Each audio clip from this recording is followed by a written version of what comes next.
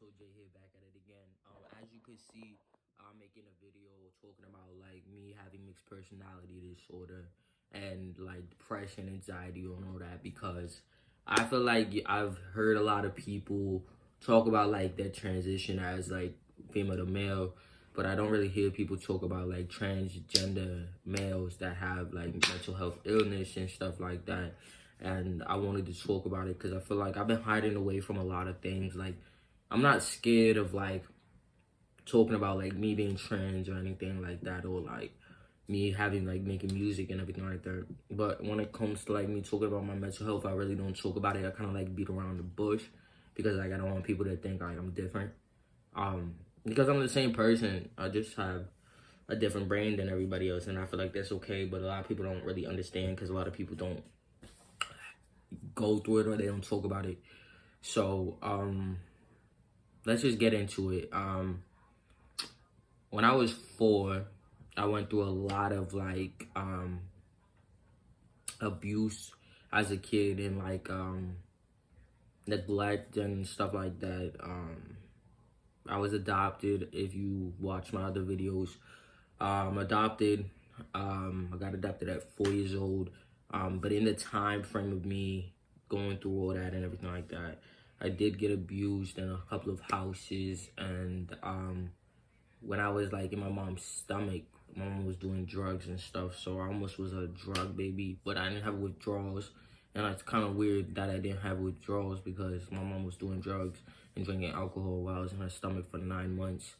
And like heavy drugs. And I didn't get no like prenatal care, like that's like checking up on the baby, like ultrasounds and stuff. I didn't get any of that. So God bless, that I'm still here and like functionable. But yeah, so I went through a lot as a kid. And when I got adopted, I was like, I just turned 4. And so that's when I got put in, my first adopted house and everything like that, and it was good. And I've been in this house for like 15 years now. But as I grew up, I always knew that I was kind of different than most people. My mind was very different, if that makes sense. Like, I would still act like, a kid and stuff like that, but I would just think a lot and have imaginary friends and like just do a lot of, it's normal stuff, but it happened for a longer time than most. I remember my mom said like I used to talk like a baby for a long time, even before like after I was a baby, like. And it was like, there's just a lot of things I was holding on to, and I was a very angry kid. Used to have like a lot of mood swings and stuff. Never got into fights in school, whatever, because I knew, I wanted to keep my reputation good. I've always had like high standards for myself, but I never was good with like following rules and stuff like in the house and stuff. And I had ADHD, so I was a very hyper-ass kid. But as I got older, like when I was like 12 to 13, I realized, well, actually, let's backtrack. When I was 9, I told my mom that I heard voices in my head. And I don't really like talking about this, but I feel like there's other people that could be dealing with the same thing. So I'm just going to tell my story, and whatever you take out of it is what you take out of it. But I told my mom I heard voices in my head when I was like 9. And we went to the hospital. I went to a psychiatric unit, and they basically told my mom that like, because I kind of lied. Like, I didn't want to seem different, so I lied when I was in the hospital saying like, I think it's just a hoax or whatever. But they still sent me to therapy, and I remember going to therapy for about a year after that situation, and then I stopped. And then it just went away. Like, I stopped thinking about it. I acted like everything was fine. But in that break of time, like, I was very depressed. And this is when I was, like, 9, 10. So, like, a 9-year-old, 10-year-old shouldn't really be, like, full-blown depressed and stuff like that. But I was. But I didn't know the name of it. I didn't know, like, what was really happening. So I kind of just faked a smile and acted like things were fine and dandy. But I was starting to get, like, really depressed. Like, I wasn't really into a lot of things. I didn't really want to hang out with kids and stuff. And I've always been, like, very extroverted, but introverted, more introverted than extroverted. I can be extroverted a lot at times, but then I shut down, and then, like, I'll just get very introverted for no reason. And, like, it will happen for a long period of time. And that's what happened. So like it kind of was like a back and forth game with my mood switching, and plus I was going through like a puberty that I really didn't want to go through. Because girl puberty usually happens faster than guys, you know what I mean? And so I started getting like, like chest and everything like that, and just like things I didn't want. So I also got way more depressed. But when I turned like 12, 13, that's when it really got bad for me. I was like very severely like depressed. Like, I remember one day, like I was so depressed. I was like, I hid in my closet. What are you doing? I hid in my closet and didn't eat anything, turned all the phones off, like disconnected. Yo, bro. I hid the phone. What was this thing? I took out the phone, like, like the landline. I'm sorry. Because my cat is like annoying me, and like I hate this guy sometimes. But sorry about that. I hid the phone. My mom didn't know I stayed home from school. I hid the phone, everything like that, blah, blah, blah. And I ended up not going to school that day and stayed in the closet all day without eating and anything like that. I wanted nobody to find me because at the end of the day, like, I just, like, kind of gave up on myself because I didn't know what was happening with my body. I knew I wasn't happy. I kind of figured that I was trans already, so I didn't really know what was, like, going on.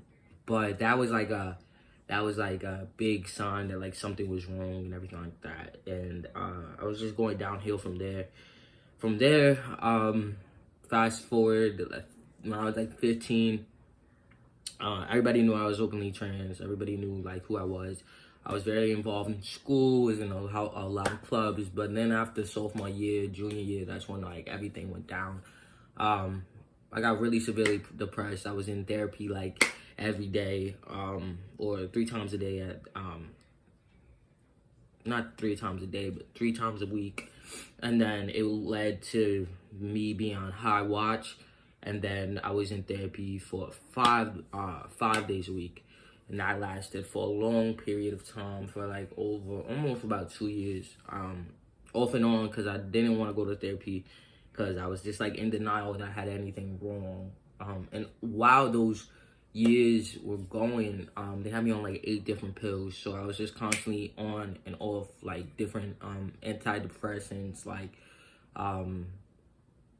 mood stabilizers, like everything. I was just off and on anxiety medicine, depression, just everything. Like I just was on a lot of different meds. And then I realized that like none of it was helping. After years, I told my mom, I was like, this is not helping. This is making me worse. Because when I was on those pills, I felt like a zombie. And like as you go through therapy and stuff, they try to see like what the cause is and like what diagnosis they can give you. So at first they said I had bipolar disorder. So I have I have bipolar 1 disorder. That's what they said first. And I still have it because I have really bad mood swings and stuff.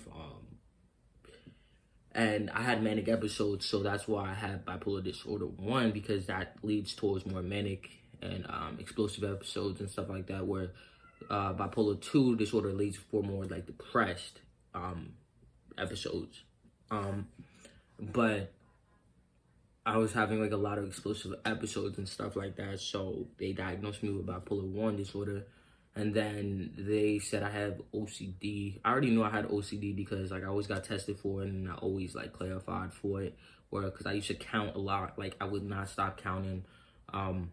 Where I'd like pick my hair or just do some crazy things like over and over again. Where like sometimes like I'll get dressed over and over again just to make sure like everything is okay. Or I'll say the same thing over again. Like even if I know I already said it, I will say it over again just to make sure like it's okay, like I'm right and everything like that. Or I'll write on a piece of paper multiple times. Like if it's not perfect, like I have to rip it out and then like start over again. So like it was kind of obvious that I had it, but it wasn't severe. It's kind of light. And then when I was in therapy, they were testing me before like what's the cause of me like hearing voices and stuff, because it started back again. So I was hearing voices and stuff, like seeing things and stuff like that. And it was just a very hard concept because I have depression, anxiety, OCD, and everything, PTSD from all the trauma I was put through as a kid. But then it was also like another stage where they were trying to test me for mixed personality disorder, and they was gonna put me on more medicine. And that's when I said no and stopped the treatment, because I just didn't want to be zombified anymore. I felt like I was just losing myself, wasn't getting better. I was still self-harming myself every day. I was still in and out of mental health clinics and stuff, and hospitals, mental health hospitals and stuff, like getting put away for weeks at a time during school, getting referred out of school for like me not being able to function. And then it just got to a point where I was just like, I can't do this no more. And like, I realized that I am not my depression. I'm not my cause. Depression is not all I am and stuff like that. So I realized that it's either I change or I keep going through this. And it's kind of like, it's hard to reprogram your brain because it's something that you can't control. Like, I couldn't control why I was getting depressed. I didn't know where it was stemming from. I didn't know why I was hearing, you know, voices and stuff. I didn't know where that was coming from. I didn't know why, like, mixed personality disorder is kind of different, though. I don't know why I was hearing voices. I kind of think it was because of stress and everything like that, and I was just very manic. That's what happens when I get manic. I start to hear things and, like, see things. But, like, mixed personality disorder is different. Is when, like, your personality is not your... is not like the one that everybody knows. I would say it's like, it's not your first personality. Like, people right now, this is my first personality. I'm James right now. But mixed personality is when you are a different person, personality wise, and people don't particularly recognize they recognize you for who you are, like physically, but like mentally, like you're a whole different person. I feel, and I have like 12 different personalities. And they all stem from different ages and stuff like that. And it's very hard for me because, like, a lot of people don't realize, like, what actually takes place. Like, I have really bad separation anxiety because I was abandoned as a child and stuff. And, like, the things that happen, like, constantly, like, going house to house and house to house, like, really messed me up. So I have really bad separation anxiety, and I'm scared to be alone. I just feel like that's the worst thing that could ever happen to me is, like, if I'm alone, like, it's over. That's when I start to get, like, really severely depressed. And I realize, like, my mixed personalities, like, it kind of happens randomly. Like, you can't just switch them on and off. That's one thing for me. I know a lot of people, like, everybody's issue is different. So some people can, some people can't. For me, that's very hard. Like, when I'm in my space or my zone, it's hard for me to deal with it and process everything because, like, I'll forget. Like, I used to have these spells where, like, I used to just forget, like, anything I did. Like, I still have those spells, like, where I don't remember sometimes because, like, when you're not, like, your genuine self, like, your first personality or your alters, take over. Well, your alters are your different personalities. I don't know if I'm explaining it right, but when they take over, it's kind of like you're in the back seat. So, like, you don't really know what's going on. So when people's like, do you remember saying this or do you remember doing that? I couldn't recollect where I was or what I was doing at the time or what I was saying. It just happens, and you know you're there, but you can't do anything about it. You have to just wait and, like, let it just take its course. And people that usually get mixed personality disorder get it when they're young, around 1 to 6 years old. After that, you can't get it anymore. So it kind of, like, I didn't want to realize, like, that I had it because I didn't want to, like, seem different. Like, I already knew I had depression and anxiety, and that was already taking over my life. And then, like, saying, like, I have mixed personalities, so it was just, like, really hard for me. And, like, every time I tried to deny I had it, it just came back way worse. Like, it came back harder than it usually would because I was denying it. So everybody wanted to come out, like, every personality wanted to come out, and it was just very hard to say the most and say the least because it just didn't make sense to me, like what reoccurred in my life. But now that I look back at it, it kind of makes more sense because I did experience a lot of things in a short amount of time, and I didn't get treated for it at a young age. Like I should have. Like I should have went to therapy. And like really, they should have told me that, you know, more about it. And my mom didn't really know, so she couldn't really help me because, you know, most people don't even really get it. But like when people say, like, you know, a lot of people think that like people with borderline mixed personality disorder or D.I.D or, you know, anything in that nature, they really don't believe people. But it's like you can't. I feel like a lot of people won't believe because they can't see or they can't imagine to see what it's like. But honestly, like, it's not a joke, because I feel like a lot of people that go through it literally don't want it, and it ruins their life. Like for me, it consumes my life at times where like I can't be functionable the way I want to be. I can't be sociable the way I want to be. I have to watch what I say, who I'm around, because it could happen at any time. So sometimes, like when I'm around my friends or around close people of mine, I really have to like keep it close knit together. And then if I'm around my friends and I feel like I have an urge to, or if I feel like something's about to happen where like it's gonna alter my mood or alter who I become, I literally don't talk, or I don't go out that day. I don't, you know what I mean? And it's like a lot of people ask, like, James, like, why you go ghost sometimes, and like why are you not around and stuff like that? Because like it's too hard, because like a lot of people don't understand, so they won't get it. And like a lot of people, like, I feel like I've been judged my whole life, so I don't need another thing to be judged for. And I don't like to explain myself constantly, and I feel like D.I.D or mixed personality disorder, a lot of people want to know what causes it and how it causes it, and in most cases, like, you don't really even realize you have it until like it gets to its peak. And I feel like explaining it to people, I feel like, one, it's none of their business, but at the end of the day, it kind of is people's business, because like if you switch in front of them, they need to know like who you are, because you're not gonna be making any sense. And I feel like I just can't relate to people around me anymore, because I feel like I'm always putting on a role. Like I'm a musician. I make songs. I make music. So for me, I have like a reputation that I like to upkeep. But then if I say I have mixed personality disorder and I act like a whole different way, and like people are like, you know, like, what's wrong with you? It's gonna, like, I feel like it's just gonna ruin everything, you know.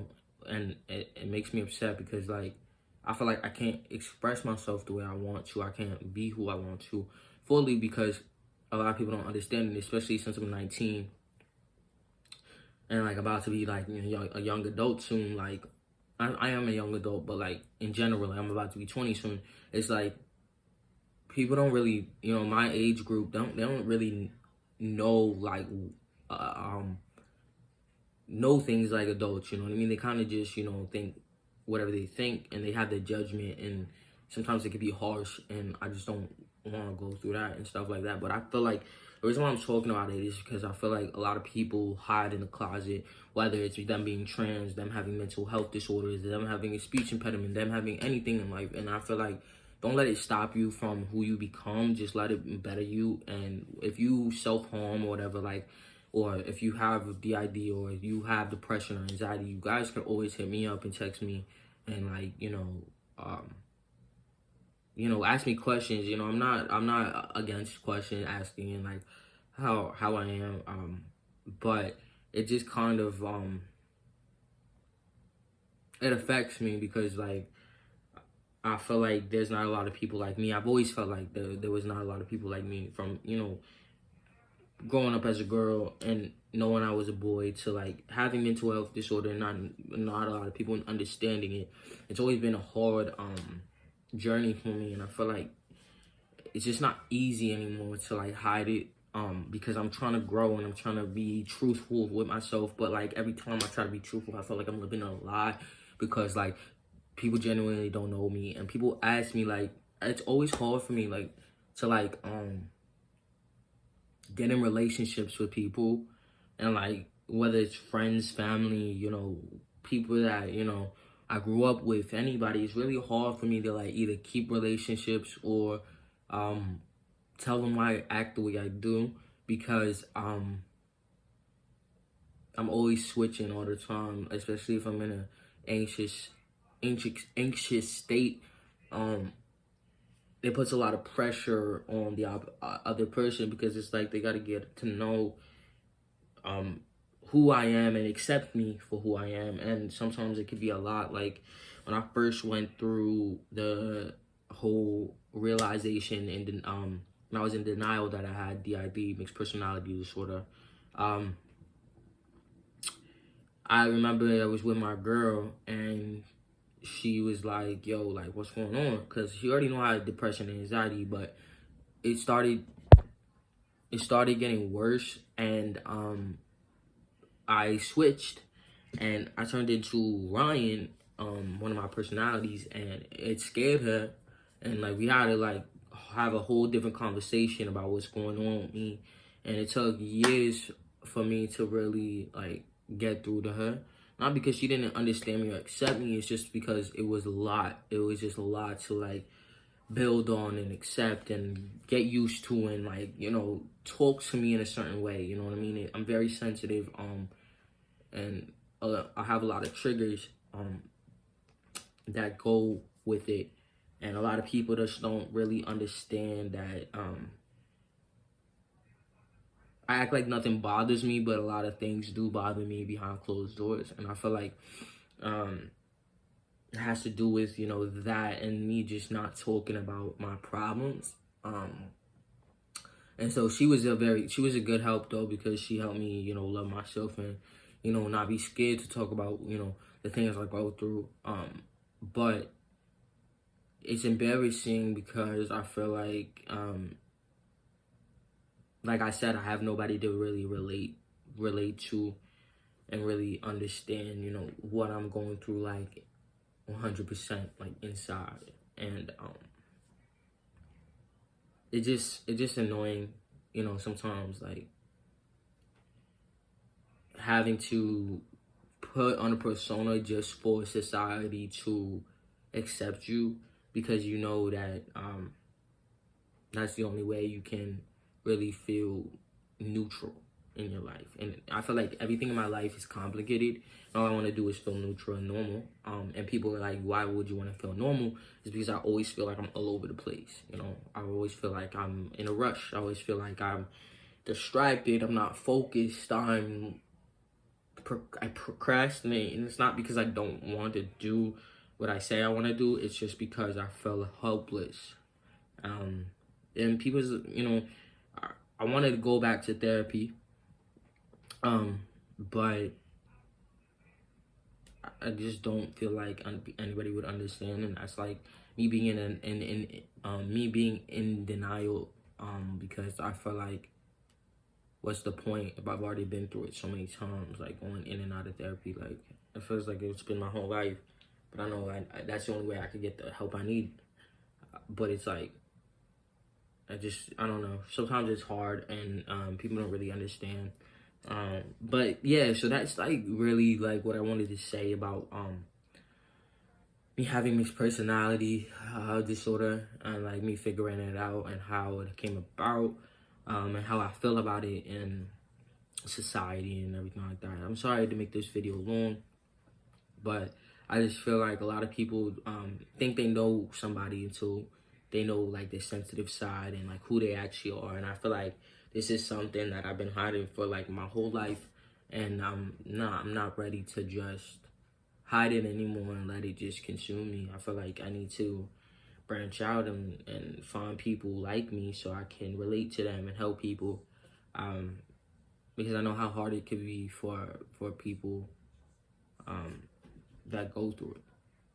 So yeah, this is also if you have questions, comment down below, let me know. I might make a video one day, maybe showing you or telling you like the names of like the different people in my head or whatever, or showing you making a video and not knowing who it is. I don't know. That's a long way out. It's a stretch, but yeah. Peace.